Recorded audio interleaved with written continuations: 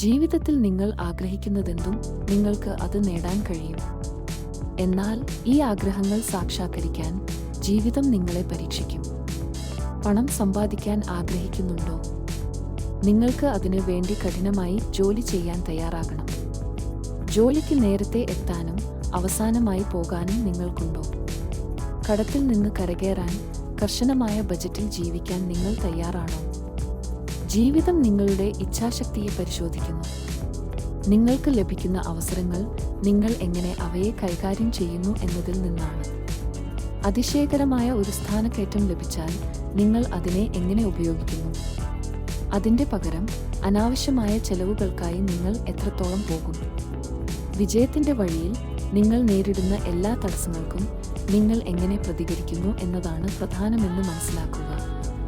നിങ്ങളുടെ ആഗ്രഹങ്ങൾ സാക്ഷാത്കരിക്കാൻ നിങ്ങൾക്ക് ആത്മവിശ്വാസം